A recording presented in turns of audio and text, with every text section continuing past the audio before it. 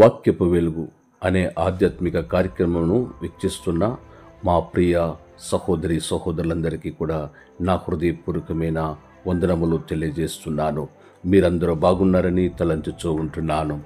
ఈ ఉదయకాల సమయములో దేవుని వాక్యం మనకు నేర్పిస్తూ ఉంది.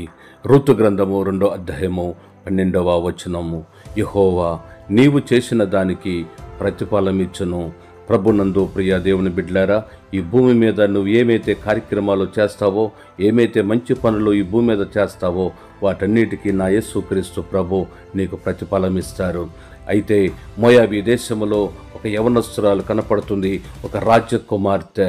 ఆమె సుఖభోగాలు అనుభవించిన వ్యక్తి, ఆమె ప్రధాన పూజారిగా పనిచేసిన వ్యక్తి. అటువంటి వ్యక్తి ఒక దేవుని కుటుంబంలోనికి కోడలుగా అడుగుపెట్టింది. అప్పుడు దేవుడు ఆమెని కనికరించి, మోయాబీ దేశం అంతా శపించబడినప్పటికీ మోయాబీలు ఇశ్రాయేలుతో సాంగత్యం లేకపోయినా, సంబంధం లేకపోయినా దేవుడు ఆమెను అంగీకరించాడు. ఎందుకో తెలుసునా? ఆమె దేవుని కుటుంబమైన నయోమి ఇంటికి కోడలుగా వచ్చింది రూతు.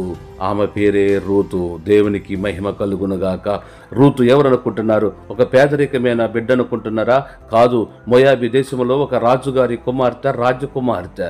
ఆమె ప్రధాన పూజారిగా పనిచేస్తూ ఉన్నది.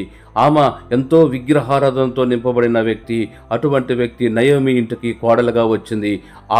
ఆ విధేయతను చూసిన దేవుడు ఆమెను ఆశీర్వాదకరంగా మార్చాడు. అంతేకాదు ప్రభునందు ప్రియులారా, ఆమె మోయాబీ దేశంలో ఆమె రాజరికాన్ని, సుఖభోగమాలను విడిచిపెట్టి, తన తల్లిదండ్రిని విడిచిపెట్టి నయోమి ఇంటికి కోడలుగా, తన భర్త చనిపోయినప్పటికీ నయోమి ఇంటికి ఆమె కోడలుగా తన్ను తాను తగ్గించుకొని, నీ దేవుడే నా దేవుడు, మీ ప్రజలే నా ప్రజలని త్యాగం చేసి నయోమి అంట వచ్చింది.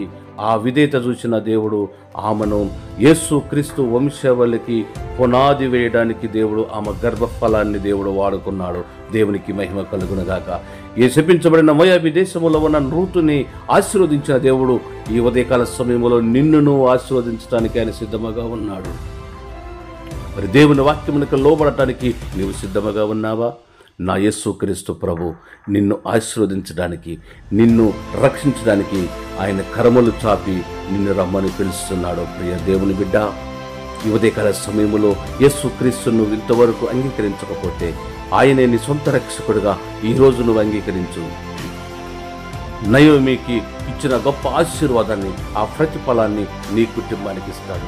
ఒకవేళ నీ కుటుంబము శాపముతో నిండి ఉందేమో, నీ కుటుంబము ఆశీర్వాదము లేక నీ కుటుంబము సతమతమైపోతుందేమో, నీ కుటుంబం శపితమైనగా మార్చబడిందేమో, నా యేసుక్రీస్తు ప్రభు ఈరోజు నీవు నా యేసుక్రీస్తు ప్రభుని నీ సొంత రక్షకుడిగా నీవు అంగీకరిస్తే తప్పకోకుండా నీ కుటుంబానికి తప్పకోకుండా మేలులు దేవుడు అనుగ్రహిస్తాడు, ప్రతిఫలాన్ని దేవుడు అనుగ్రహిస్తాడు, నీకు రక్షణ భాగ్యం ఇస్తాడు, నీ కుటుంబాన్ని, నీ పిల్లలను, నీ యావదాస్తిని దేవుడు కాపాడతాడు.